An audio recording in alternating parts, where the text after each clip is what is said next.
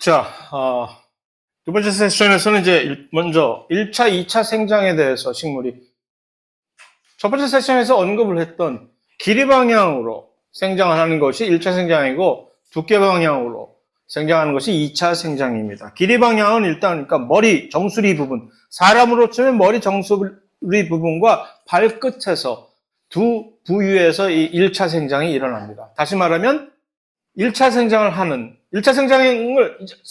뭐가 있어야 되죠?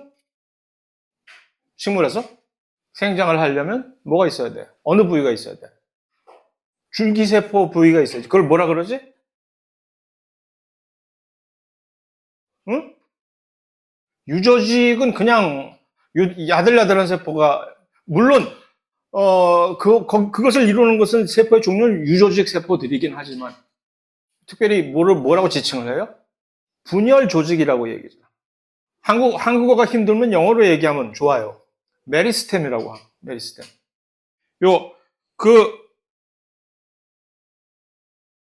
정단 분열 조직이라고 얘기를 한다는 게 위아래에 있다는, 에이피칼, 영어로. 어쨌든, 여기에 많은 정보들이 있습니다. 많은 정보들이 있는데 전부 다 무시하고 쑥쑥 지나갈 정보들입니다. 왜냐면 매우 자세한 정보들이 나중에 필요할 때 찾아보면 참 좋은 정보들이기를 하나, 지금 여러분들한테 이것을 전부 평행하게 쏟아 붓는다고 해서 여러분들에게 하나도 도움이 되지 않는, 뭐야, 이거 뭐 이렇게 많아? 정보들. 핵심은 위아래로 생장하는 1차 생장은 그 분열 조직, 정단 분열 조직이라고 하는 데에서 이루어진다라는 얘기예요. 정단 분열 조직이 뭐야? 위아래에 있는 거예요. 보통, 그러니까 식물에서 줄기의 맨 꼭대기에, 우리의 정수리에 해당하는 부분에 바로 그 정단, 그러니까 이 줄기의 정단 분열 조직이 있습니다. 뿌리에 있어서는 발끝이라고 제가 표현을 했듯이 뿌리의 끝부분에 또 역시 그러한 분열 조직이 있습니다. 그러니까 각자 서로 양방향으로 이 줄기의 정단 분열 조직에서는 계속 위로 뻗고 뿌리는 계속 땅 밑으로 파고들고 그러겠지. 이제. 물론 중간중간에 이렇게 겹뿌리를 이제 내는 그런 상황도 있고 줄기에서도 가지를 이렇게 쭉쭉 뻗어나가는 그런 양상이 있긴 하지만 뭐 어쨌든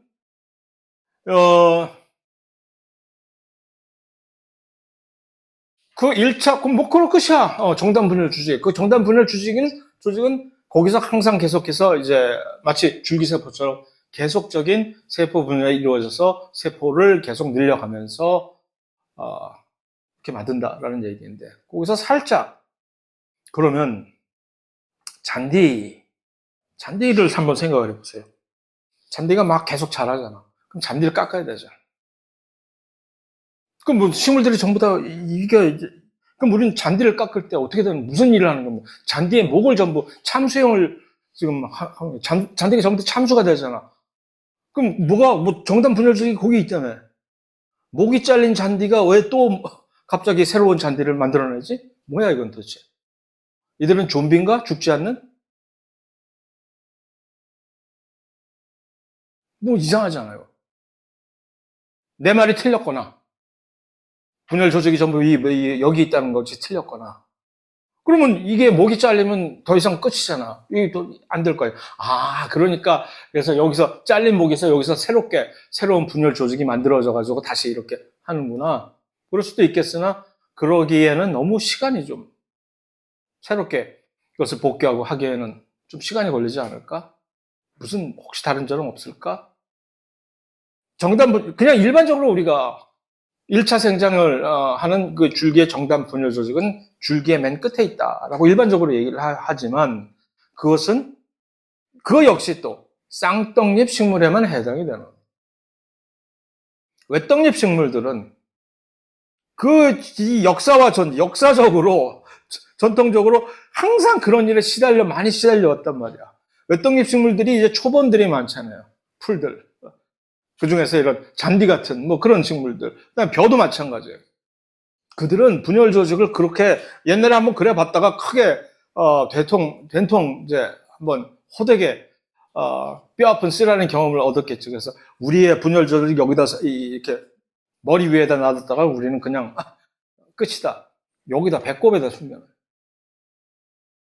외떡잎 식물의 분열 조직은, 이 줄기 분열 조직은 우리의 배꼽에 해당하는, 예를 들어서 이 줄기의, 땅과 줄기의 경계선의 그 아래쪽에, 경계면에, 거기에 딱 숨겨놓은, 거기서부터 쭉쭉 뽑아놔요. 그게 이제 외떡잎 식물의, 이거는 책에도 안 나와 있는 따끈따끈한 정보이긴 하나, 그래서 원래 그렇다라는 얘기입니다. 그래서 그래가지고 뭐 여러 가지 있는데 이건 다 좋은 얘기이긴 하나, 여기서 우리가 이걸 가지고 골머리를 쓸 일은 없다는 얘기입니다. 그래서 이 1차 생장에 관해서 여기에서 딱 한 가지 짚고 넘어가야 될 것은 잎을 그냥 보면 됩니다. 잎만 봅시다. 잎.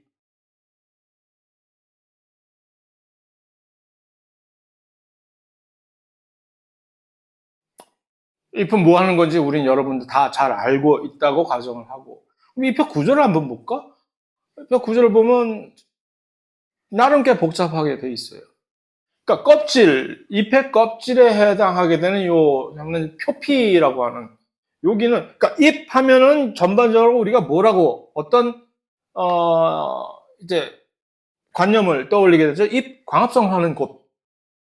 광합성을 하기 위해서는 세포가 무엇을 가져야 되죠? 엽록체를 가져야지. 그렇지?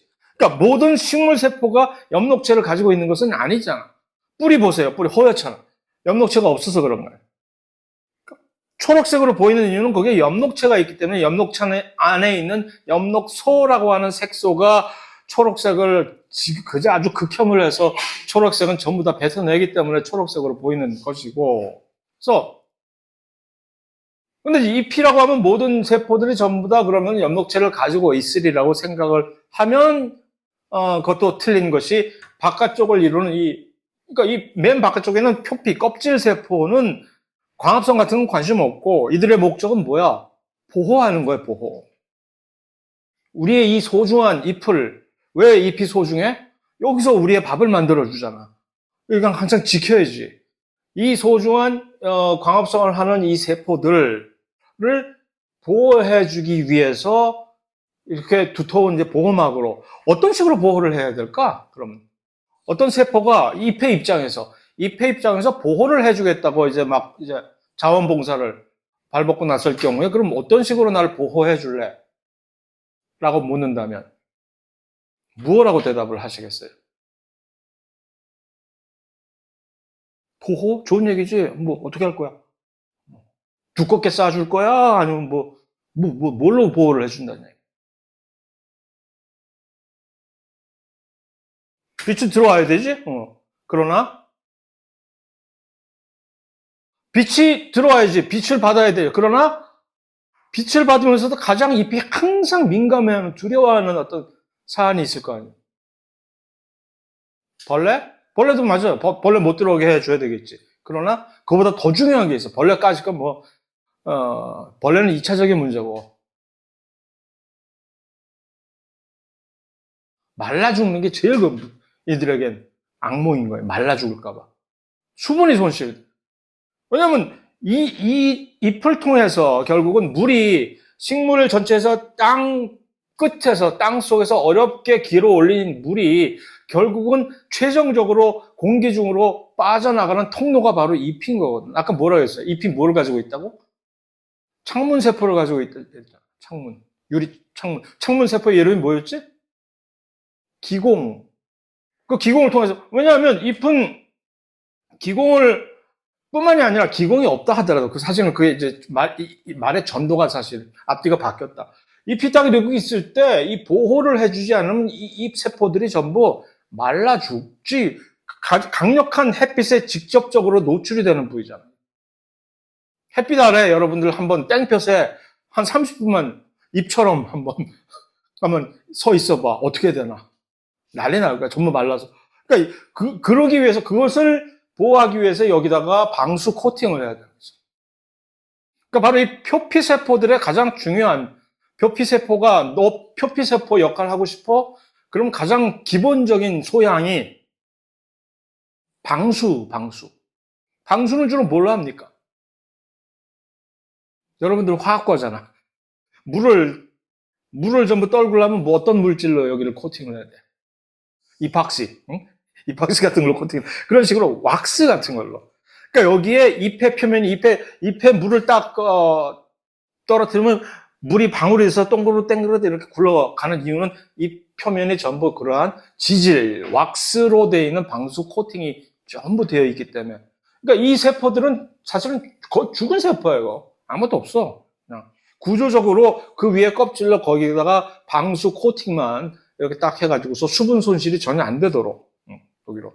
그러니까 그런 식으로 코팅을 해놓으면 뭐 벌레가 들어가는 것도 여기서 막을 수 있겠지. 벌레가 이거 침으로 아무리 뚫으려고 해도 방수 코팅이 되어 있는 거 뚫기가 조금 힘들겠지. 못 뚫는다는 얘기는 아니지만 곤충도 나름 열심히 또 연구하고 그래서 다 뚫고 들어가는 법을 또 배웠지.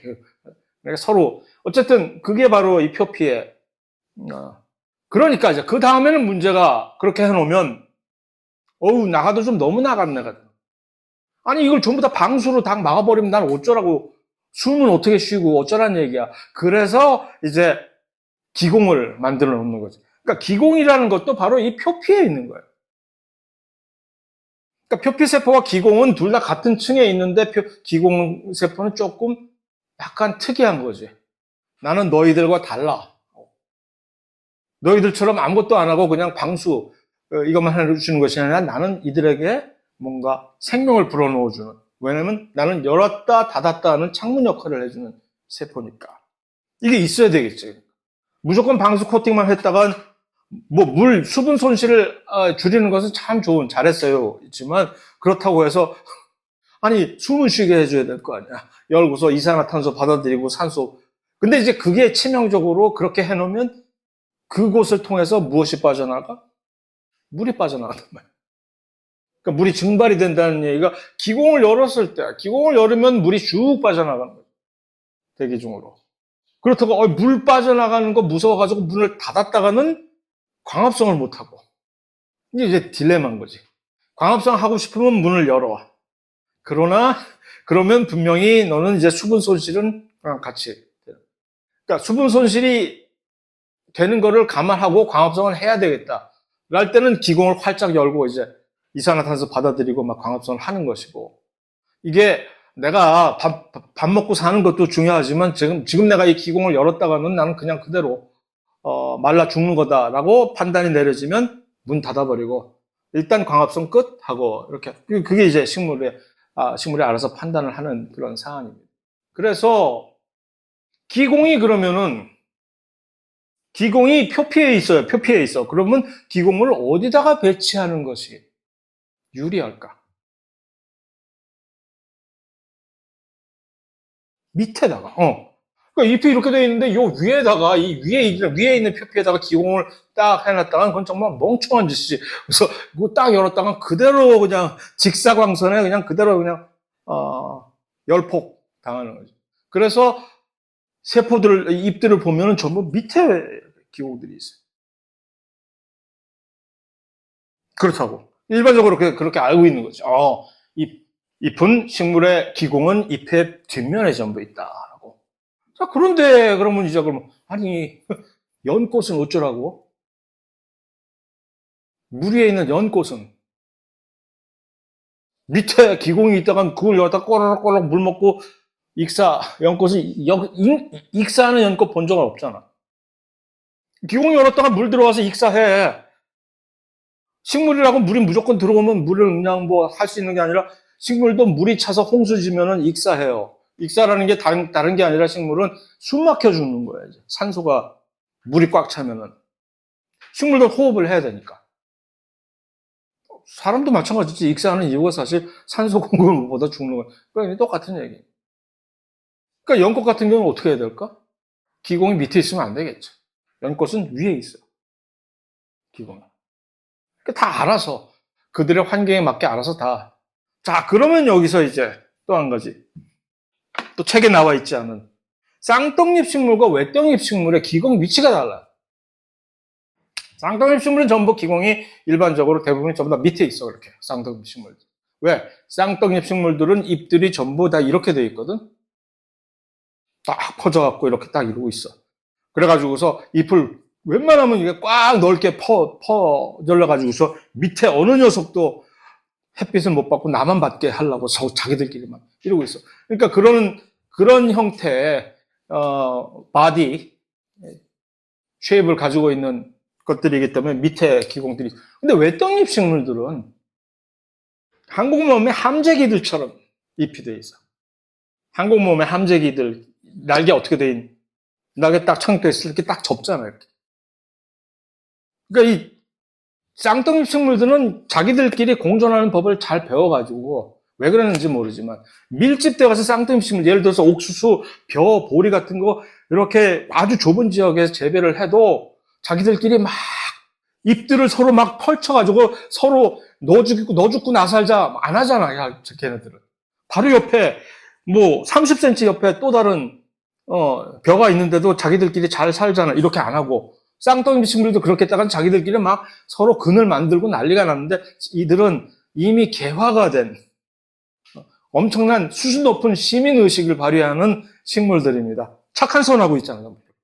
위로 뻗어서 이렇게 45도 각도 이상으로 이 잎들이 이렇게 되어 있습니다. 그러니까 이들의 잎은 이런 식으로 딱 세워져 있기 때문에 기공이 여기 있으나 아무 차이가 없어요, 이들은. 그래서 외떡잎 식물들의 기공은 위아래 반반으로 분포가 되어 있습니다. 그러니까 이게 자기들끼리의 그런 형태 환경에 알맞게 알아서 다 그렇게 이것들을 조정, 진화하는 거 보면 참 희한하다는 얘기죠. 이것도 사실 할 얘기가 많아. 왜? 이게 엽육세포라고 하는데, 이 광합성을 실제로 입 안에서 광합성들을 하는 이 유세포들을 이름해서 미소필이라고 하는 엽육세포인데, 한국말로. 근데 엽육세포가 두 가지 종류의 형태, 모습이 있는 거거든요. 이것도 사실 그 다 이유가 있는 거예요. 굳이 여기서 우리가 얘기를 할 필요는 없으나. 예를 들어서 직사광선이 요 위에 있는 이들은 길쭉하게 얘네들이 돼 있잖아요. 기왕이면 이들에게 있어서 광합성, 빛이라는 것은 정말 뭐라 그럴까, 애증이에요, 애증. 좋으면서도 싫은. 빛을 받아야 되긴 하지만 너무 강력한 빛을 받으면 이들도 큰 광저해라고 해서 안 좋거든. 그러니까 어떻게든 강렬한 빛은 어떻게 회피를 하고 그럼에도 불구하고 빛을 받아서 이 광합성을 수행하는 그 아주 이 운영의 묘를 살려야 되기 때문에 이런 형태로 윗부분에 있는 세포들이 이런 형태로 배열됐으면 그들에게 있어서는 그나마 이득인 거죠. 빛이 이렇게 옆으로 펴져 있을 땐 한 단위 면적당 빛이 강렬하게 투과를 해서 피해를 입지만 여기서 이렇게 돼 있으면 빛이 이렇게 통과하는 이 면적이, 이 공간이 길어지기 때문에 그것을 훨씬 더 효율적으로 광 에너지를 흡수하면서 또 피해를 줄일 수 있기 때문에 그렇다는 얘기입니다. 지금 이 얘기는 굳이 여러분들이 시험을 위해서 기억을 해야 될 필요 없어. 너무 투머치야, 이건. 그러나 어쨌든 얘기를 하자면 끝이 없다는 식으로 하나하나 일일이 보면 다 이유가 있다는 이런 얘기입니다. 너 왜 이렇게 생겼니? 얘는 이렇게 퍼져 있는데 밑에 애들은 이렇게 펑퍼짐하게 퍼져 있는데 얘네들은 왜 이렇게 쪼삣쪼삣하게 생긴 거야? 그냥 그렇게 된 게 아니라 다 나름대로 그런 사정이 있어서 그렇게 됐다는 얘기입니다. 그 정도까지를 하고, 자, 그러면 기공을 여는 게 이제 또 다른 이제 관심사입니다. 기공을 어떻게 열지? 기공은 열어야 됐고, 그러니까 기공이 필요할 땐 열어줘야 돼. 기공이라고 하는 것은 두 개의 특수한 세포, 그러니까 표피에 있다고 얘기했잖아요. 표피에 있는 모든 다른 옆 동네 세포들은 다 죽은 세포야. 죽은 세포이니까 무슨 뭐 광합성을 말할 것도 없고 그들에게 있어서는 엽록체니 뭐니 그런 게 아무것도 없겠지. 기공이 광합성을 한다는 얘기는 아니에요. 광합성을 굳이 해서 네가 무슨 우리에게 광합성을 해서 뭐 이 포도당을 제공을 해주면 얼마나 해준다고 그냥 열심히 창문이나 열었다 닫어. 그런데 그럼에도 불구하고 기공세포들은 엽록체가 있어요. 살아있는 세포라는 얘기예요. 대사활동이 활발해.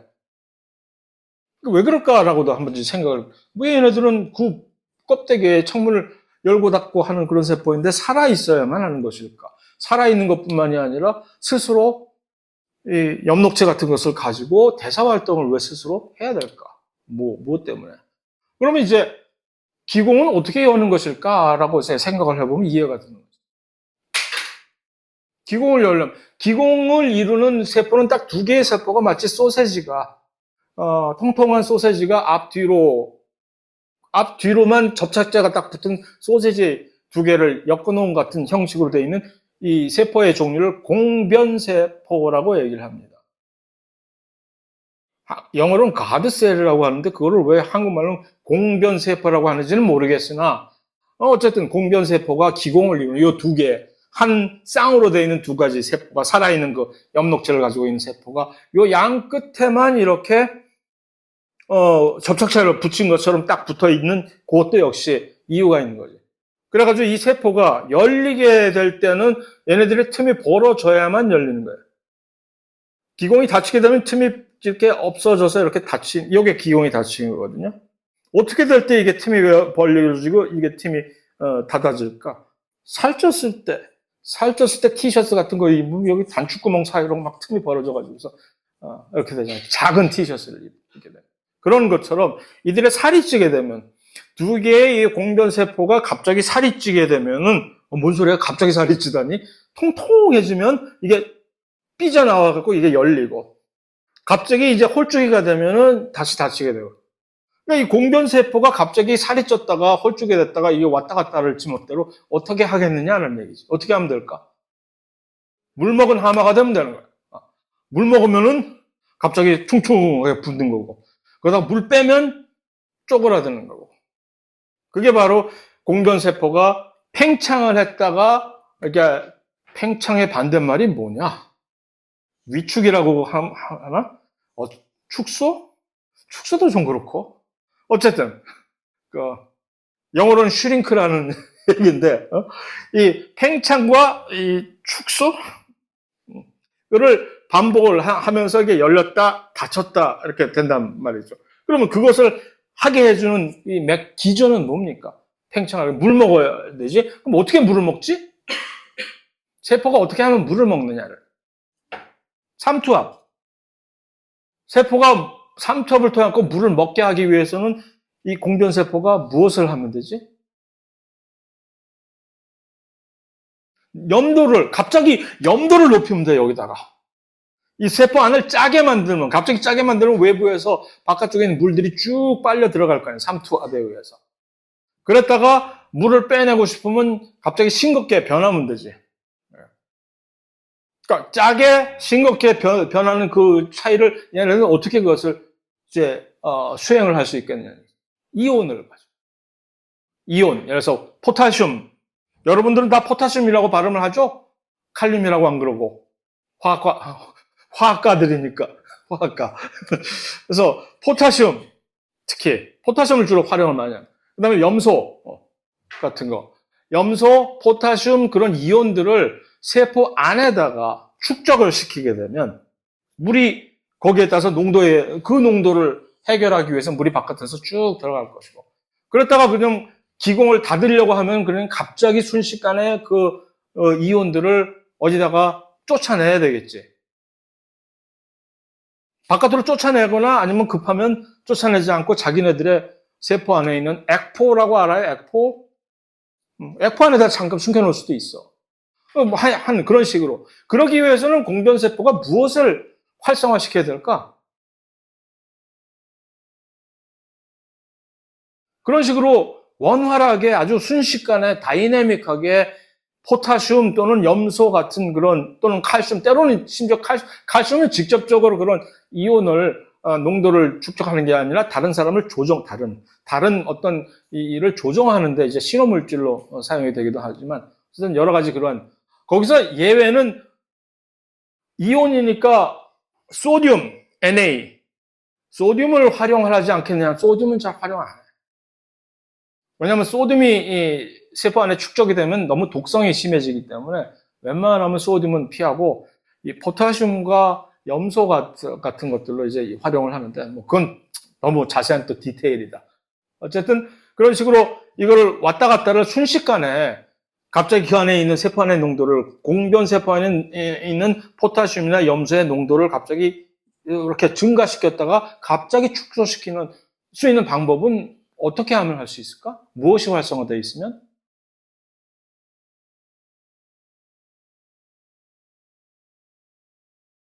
응?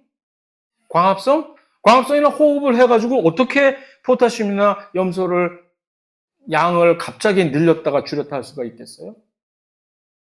물론 관계가 없는 건 아니에요. 광합성이나 호흡을 통하면 무엇이 생겨? 에너지가 생기니까 ATP. ATP를 가지고 활용을 해야 되는 경우도 있지. 일단 그것들이 이동을 바깥으로 쫓아내거나 바깥에 있는 포타슘을 빨리 들어보내거나 할 때는 무엇을 통해서 얘네들이 그것을 수행을 해야 됩니까? 응? 통로, 그렇지. 종합적으로 이것을 수송체라고, 트랜스포트 프로틴인데 그 중에는 통로 역할을 하는 이것을 통로라고 한국말로 되어 있는 걸 영어로 하면 뭐지? 채널입니다. 채널. 이온 통로는 이온 통로를 아이온 채널이라고 하는, 채널이라는 얘기가 딱 이 통로에 딱 붙어 있는 용어입니다. 영어로 아주 특이적으로 얘네들만을 채널이라고 얘기를 해요. 이온만을. 채널이 무슨, 채널과 이온이 통로만 있는 것이 아니라 이온이 이것도 있지. 아이온 펌프도 있잖아. 뭐가 차이가 나요? 펌프와 채널은. ATP. 펌프는 ATP를 사용을 해야만 돼. 왜? 역방향. 안 되는 걸 하는 거야. 농도가, 펌프는 농도가, 이 이온을 농도가 낮은 곳에서 높은 곳으로 수송을 하는 친구들이야. 안 되잖아, 원래. 농도 기울기에 역행을 하는 거잖아. 원래 그건 안 되게 돼 있어. 그건 안 돼요, 안 돼. 못하게 돼 있어. 물론 모든 물질은 확산이라고 하는, 자연적으로 이루어지는 확산이라고 하는 원리는 어떻게 되죠? 항상 높은 곳에서 낮은 곳으로 가게 돼 있죠. 왜? 그래야만 엔트로피가 높아지니까. 자연적으로 엔트로피를 증가시키는 방향으로만 되게 돼 있단 말이야. 안 돼! 바깥쪽 반대로 가는 거 안 된다고. 어떻게 해야 돼? 여러분들. 뭐가 안 된다고 할 땐 여러분 뭐 합니까? 지갑을 꺼내잖아요, 일단. 바로 ATP가 지갑인 거야, 애들에게. 안 돼요, 안 돼요. 그러면, 아이씨, 추석도 왔는데. 하고. 그래서, 그러면, 하고, 그게 바로 에너지의 역할이 되는 거죠. 펌프가. 그래서 이 에너지를 사용을 해서 이제 이 자발적으로 되지 않은, 그러니까 이것이 비자발적이란 얘기지. 비자발적인 어떤 반응을 가능하게 할 수 있는 방법은 비자발적이니까 안 된다가 아니라 다행스럽게도 비자발적인 방법일 때는 에너지를 사용을 해서 이것을 자발적으로 전용시킬 수가 있는, 자발적으로 전용시킬 수 있다는 얘기는 좀 사실 어폐가 있는 것이고, 사실은 원래 에너지 이제 반응을 연계를 시킨다는 얘기인데, 일반 생물학 1시간에 갖고 차차. 그래서 펌프와 채널은 그 반대로 그냥 순순히 농도가 높은 데에서 낮은 곳으로 지나가겠다고 하니까 그냥 내버려 두는 거지. 오케이. 다만 예를 들어서 포타슘이 갈 수 있는 통로가 따로 있는 거지. 포타슘이 가는 곳에 칼슘이 같이 가겠다고 덤벼들었다간 얘는 넌 못 들어가 하고. 그래서 이런 특별한 채널이 있지만 펌프와 다른 점은 이것은 항상 농도 기울기를 따라서 가는, 높은 곳에서 낮은 곳. 둘 다 가지고 있어야 된다. 그러니까. 공변세포는 펌프와 채널을 둘 다 아주 다양하게 왕성하게 탑재를 하고 있어야만 필요할 때 농도가 저쪽에 높을 때는 이 채널을 이용해서 막 들어오라고 막 꼬시고 막 밖으로 쫓아내야 될 때는 또 반대로 야야 하고 에너지를 써가지고서 막 이런 쫓아내는 두 종류의 서로 다른 한 종류의 이온을 위해서라도 두 종류의 서로 다른 이런 수송체들을 가지고 있어야만 그들의 활동이 왕성해야 된다는 얘기. 그러니까 요 ATP 이런 거 하려면 당연히 에너지가 있어야 되겠지. 에너지를 밖에서 구워오기는 매우 힘든 거거든. 왜냐면 ATP 이거 세포막 통과하기 매우 힘들잖아.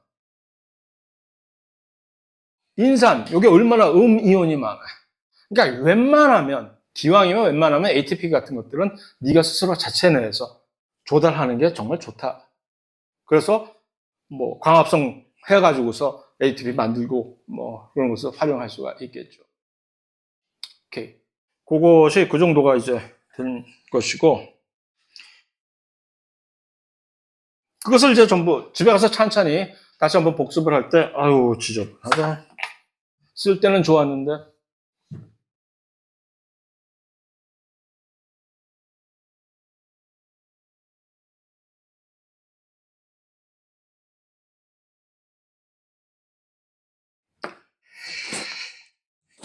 찬찬히 읽어보시면 이제, 이렇게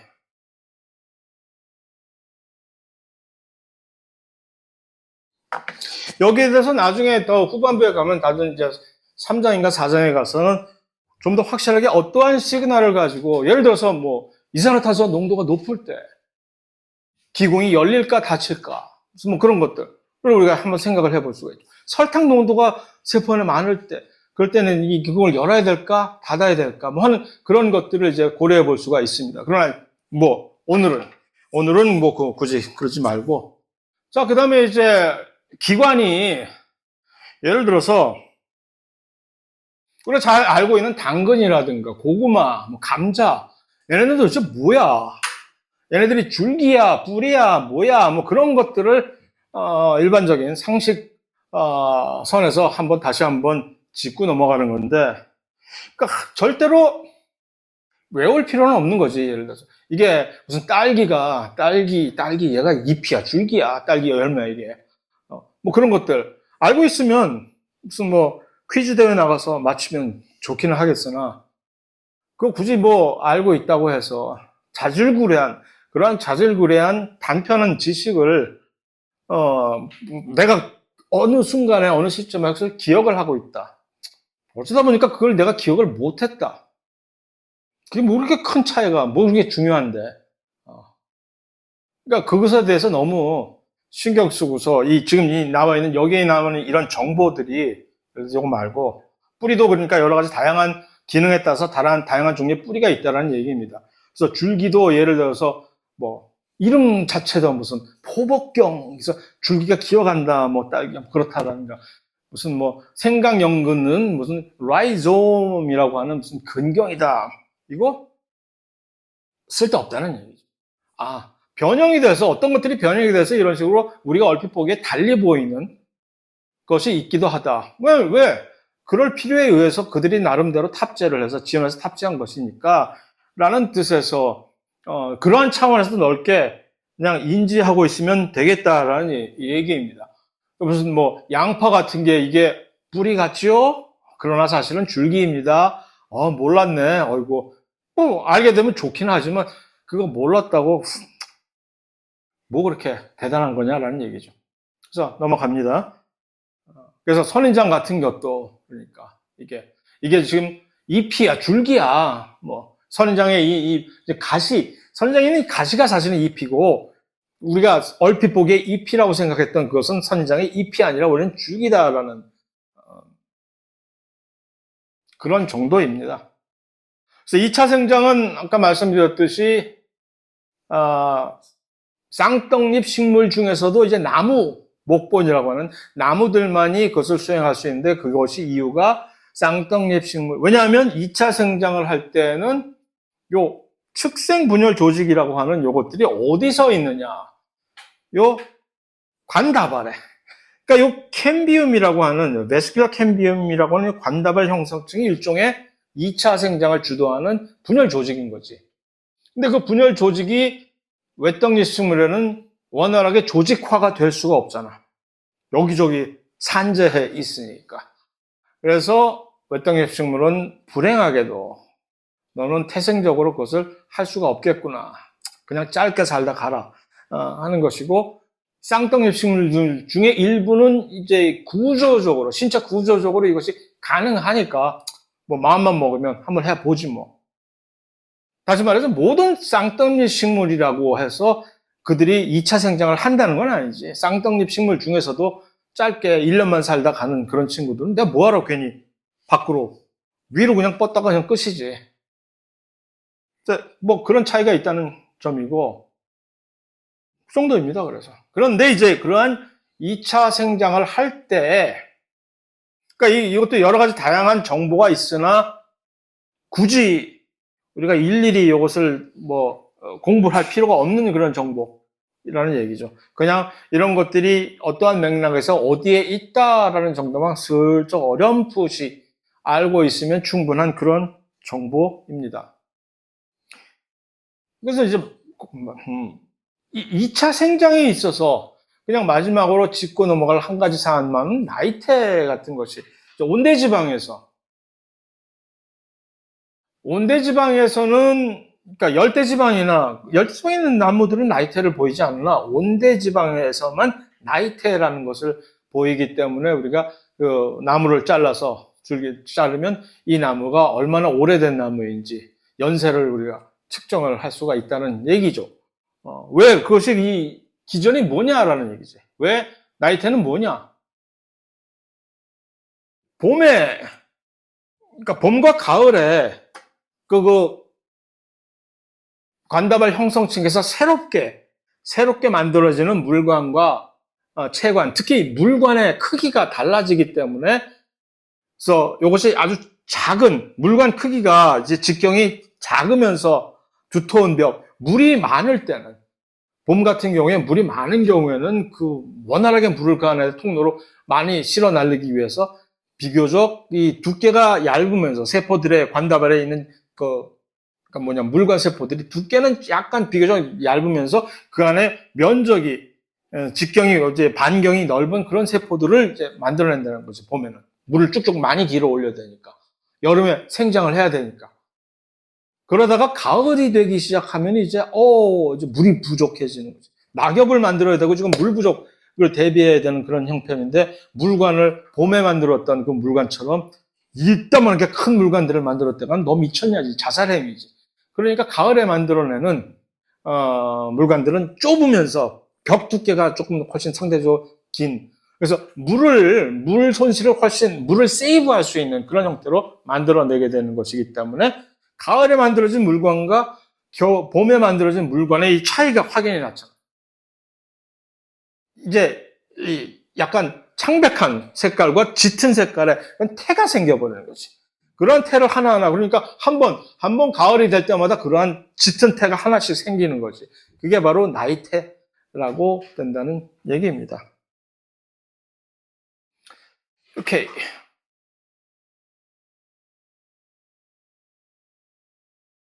인위적 선택에 의한 작물을 개발을 하는 것.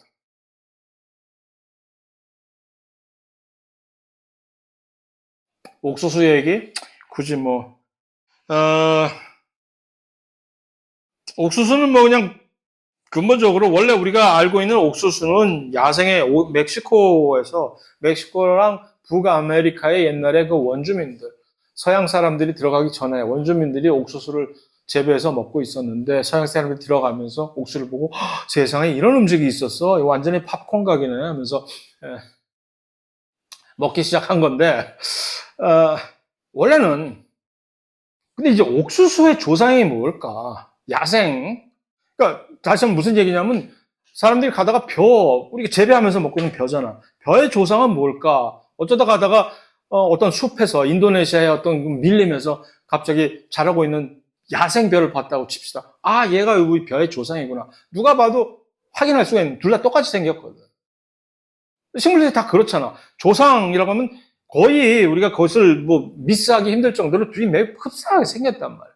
그런데 이제 이 옥수수의 경우는 이 둘이 실제 사진 없나? 실제 사진이 있으면 이 옥수수의 원래 조상, 야생 옥수수인 티오신테라고 발음을 합니다. 책에는 티오신트라고 되어 있으나 어쨌든 원래 제대로 된 발음은 티오신테라고 하는 요것인데 이거는 이게 확실히 얘가 옥수수의 조상이다라고 확인해 주기 전에는 아무도 이걸 모르는 거지. 너무 달라도 너무 다르게 생긴 거거든. 그러니까 요는 뭐냐면 네가 어쩌다가 이렇게 됐니? 라는 거죠.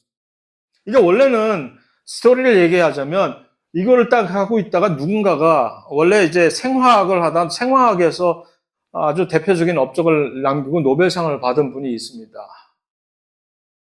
비들 테이텀이라고 하는 그 유명한 실험을 했던 그분이 은퇴를 하고 나서 할 일이 없어지니까 괜히 쓸데없이 여기에 찝쩍거려가지고서 옥수수의 조상이나 한번 내가 알아볼까 하고 하다가 이 유전적인 이 소위 말하는 이 전문적인 용어로 백크로스라고 하는데 이것을 둘을 교배를 해가지고서 이제 이 중간 이 잡종을 만들어내가지고서 계속해서 개통을 하다 보니까 여기서부터 시작해서 이 중간 단계가 하나씩 탁탁탁탁 튀어나오기 시작하는 거야. 그래가지고서 정말로 얘가 얘 조상이었네. 해가지고서 확인을 해준 건데 이제 포인트는 뭐냐면 사람이 이걸 어쩌다가 이렇게 원래는 이렇게 생겼었는데 인위적으로 이걸 재배를 하다 보니까 사람이 필요로 하는 형질은 무엇입니까? 유전자가 만들어지는 게 형질이야. 그 유전자에 의해서 유전자의 서로 다른 점에 있어서 여러 가지 다양한 형질이 있잖아. 눈 색깔이 다른 이유도. 눈 색깔을 결정하는 유전자가 서로 다른 어떤 양태를 보이는 것이 파란 눈, 무슨 까만 눈, 노란 눈, 하는 식으로 만든 형질. 사람의 키도 형질이고. 그래서 키를 결정하는 유전자가 여러 가지 다른 양태를 보이니까 각각의 개개인의 키에 대한 형질이 다른 것이지. 하는 식으로 이렇게 키우다 보니까 사람에게 유리한 형질만을 자꾸 선발을 하게 되니까 그것을 보여주는 그런 옥수수만 아이고 너 이쁘다. 다음에 너는 키우고 내가 너는 버린다. 하고 자꾸 그런 식으로 셀렉션을 하게 되니까 그러니까 오늘날의 이 옥수수처럼 이렇게 처음에는 열매가 이건 사람이 씹을 수가 이걸 어떻게 씹었을까 할 정도로 지금 현재 자라고 있는 이 조상 티오신테는 근데 이렇게 되어버린 그 다음에 이렇게 큰 줄기로 이렇게 왕성하게 열매를 옛날에는 애갱이에 짜질구리한 이런 것들 얘를 도대체 개인적으로 참 신기한 건 아니 이런 애를 어떻게 먹을 생각을 했을까 먹을 생각을 꾸면 못하는 거거든 이건 정말 팝콘 각이 된 거지. 먹으려고 한 건데 땔감으로 떼려고 갖고 왔다가 아마도 동굴에서 누군가가 땔감으로 떼고 왔다가 깜빡 잠이 들어가지고 여기서 튀겨져가지고 갑자기 어느 팝콘이 된 거야. 갑자기. 그러니까 딱 여러분, 오 맛있네 이거 뭐지? 하고 얘를 키워야 되겠다. 해서 아마도 그렇게 되지 않았을까? 우연히.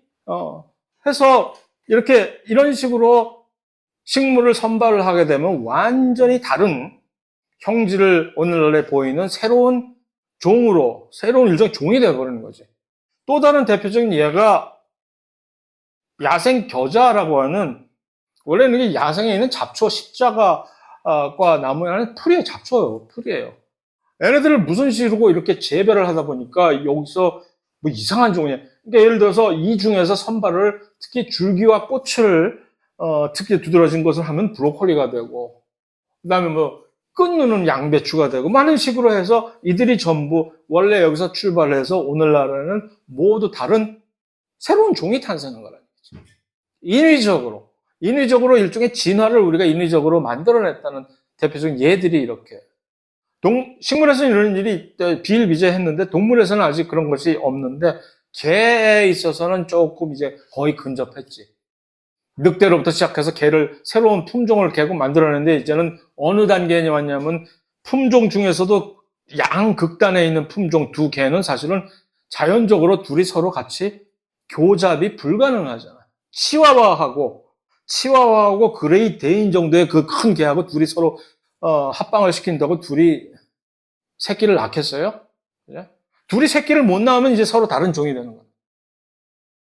그래서 식물에서는 그런 게 비일비재했다는 그런 얘기입니다. 대충 이제 쉰소리 그만하고 끝낼 때가 됐다는 얘기인데 왜 무슨 소리 아직 10분이나 남았는데 새로운 챕터를 가야지 라는 헛소리를 장난해봤어요. 자, 다음 주에 봅시다.